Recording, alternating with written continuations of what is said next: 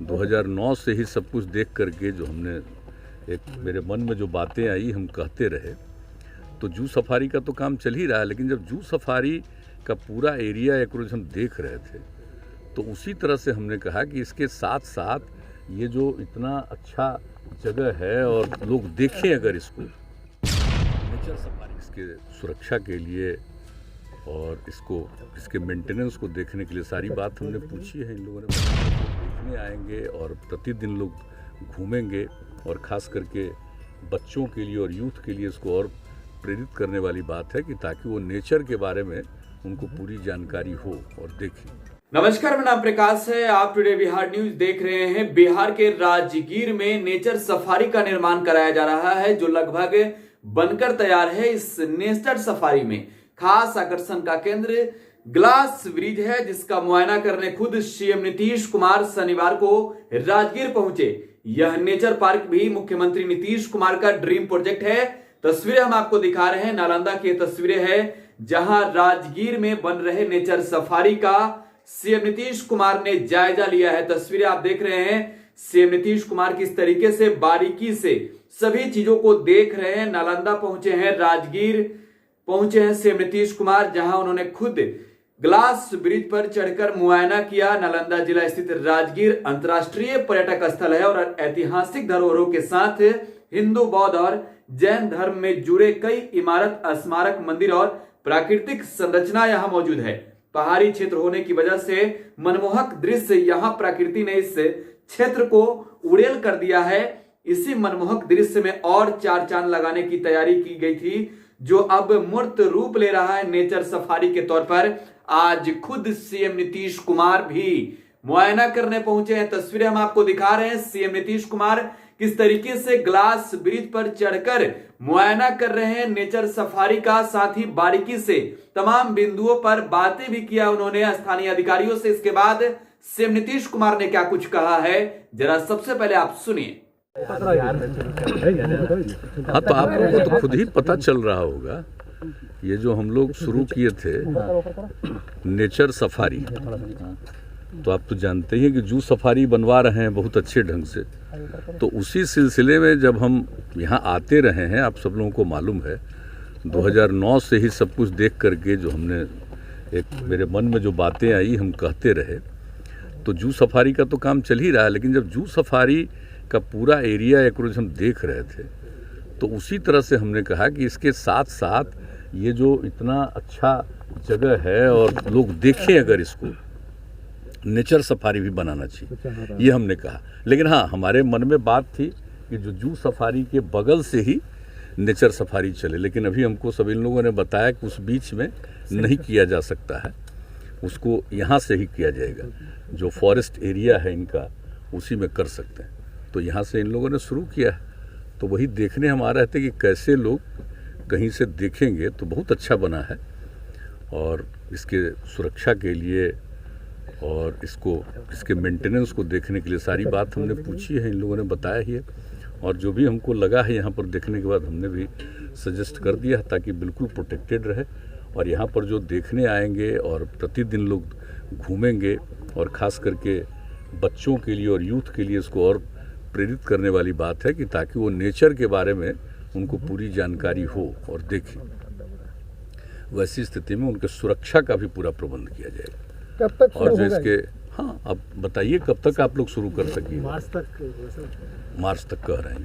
मैंने जो भी मार्च तक प्रोजेक्ट है पूरा।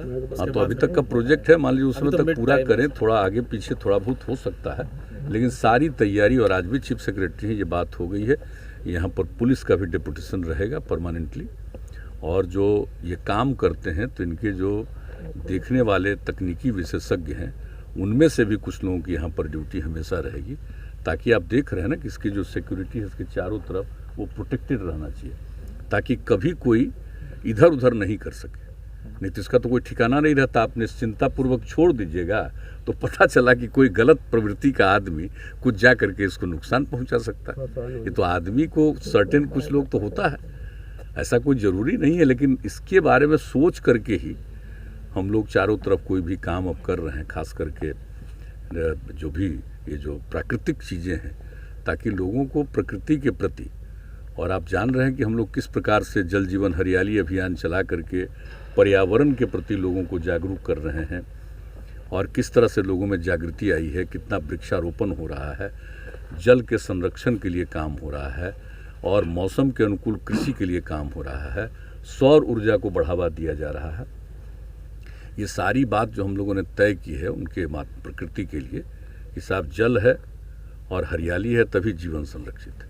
तो हर तरह से कि किसी तरह से पर्यावरण का कोई संकट नहीं हो। और एक बात आप लोगों को और बता रहे हैं, पूरे आप जान रहे हैं कि राजगीर के इलाके में हम लोग गंगा नदी का जल, उसके लिए काम शुरू हो गया और गंगा नदी का जो जल रहेगा वो सारे लोगों को जल उपलब्ध होगा। चाहे हमारा यूनिवर्सिटी बन रहा है नालंदा विश्वविद्यालय वो हो, या आर्मी के या जो भी पुलिस के लोग हैं, या जहाँ कहीं भी कई तरह की संस्थाएं, और पुलिस का ट्रेनिंग इंस्टीट्यूट भी यहाँ बना हुआ है हर प्रकार से। और आप जानते हैं कि जिस तरह से एक एक चीज़ बन रहा है, खेल कूद के मामले में आप जान ही रहे हैं किस तरह से यहाँ पर सारा बड़ा बड़ा काम हो रहा है। और यहाँ पर एक खेल के लिए भी विश्वविद्यालय बनाने का हम लोगों ने निर्णय कर लिया है। तो ये सब चीज़ होगा सबके लिए, जो भी आएंगे, जो भी होटल में रहेंगे, अपने घर में रहेंगे, सब लोगों के लिए वही हम लोग गंगा जल उपलब्ध कराएंगे पीने के लिए, उसको और स्वच्छ करके एक एक जगह पर पहुंचाएंगे। तो अगर एक बार ये हो गया तो फिर नीचे से ग्राउंड वाटर लोग तो अब नहीं करेंगे, उनको मना भी कर दें ग्राउंड वाटर खुद नहीं निकालिए। तो आप जान लीजिए कि कई जगह पर जितना नुकसान पहुंच गया राजगीर में वो सब फिर से ठीक होने की संभावना। अब जो 34 के इसमें आ गया था भूकंप में, तो वो तो एक अलग बात है, लेकिन बाद में नीचे का जल स्तर कम हो जाने के कारण अगर किसी प्रकार की कोई कमी आ रही है तो उस कमी से भी छुटकारा मिल जाएगा। तो ये पूरा इलाका और कितना ऐतिहासिक है, ये सबको मालूम है कितना ऐतिहासिक है। भगवान बुद्ध तो यहाँ पर आए, भगवान महावीर का भी आना हुआ, लेकिन उनके और पहले का ये है सब। आप सब जानते हैं मगध का उसकी राजधानी रही है, सब कुछ है, यहीं से शिफ्ट करके फिर पाटलिपुत्र की स्थापना। तो ये सब कुछ जो हुआ है, तो हम लोगों का उद्देश्य यही है कि जो इसका इतिहास है हम उसको सुरक्षित करें और नई पीढ़ी को इसके लिए हम लोग प्रेरित करें, लोग एक एक बात को जानें और यहाँ की जो खासियत है उसके बारे में समझें। और जब प्रकृति के बारे में जानेंगे, नेचर के बारे में जानेंगे, अपने पुराने इतिहास के बारे में जानेंगे, तो उनकी जागृति और बढ़ेगी और समाज को आगे बढ़ाएंगे। तो ये हम लोगों का मकसद है। सर, एक बार यहाँ पर आए थे, औषधीय पौधा को देख के काफी आप प्रभावित हुए थे। हाँ, तो इन पौधों जो के लिए पहली बार आए थे तो हमको तो ये कहा गए यही है। इनको तो लग रहा था कि हम जा नहीं पाएंगे, क्योंकि जहाँ तक जाएंगे वहाँ तक जाएंगे। और उसके बाद जो देख करके कितना सुंदर चारों तरफ, तो वही ना उसके बाद एक एक चीज़ हुआ है। और आप देख ही रहे हैं कि हर जगह हम लोग इसके लिए एक एक तरह का काम करके लोगों को प्रेरित करना। अब सिर्फ जो भी इतना है, इतना ऐतिहासिक जगह है, और सब जगह को जो हम लोग इसको ठीक कर रहे हैं ताकि लोग आएंगे तो हर जगह जाएंगे, देखेंगे, तो ये जो टूरिज्म का जो केंद्र है ये और विकसित होगा, बड़े पैमाने पर लोग और आते रहेंगे, तो अच्छी बात रहेगी। तो ये हम लोगों का मकसद है। चलिए।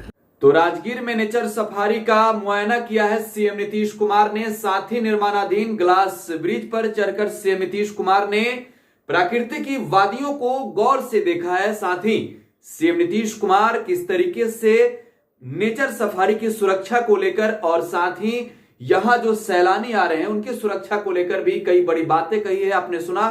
फिलहाल टुडे बिहार न्यूज के साथ आप बने रहें। धन्यवाद।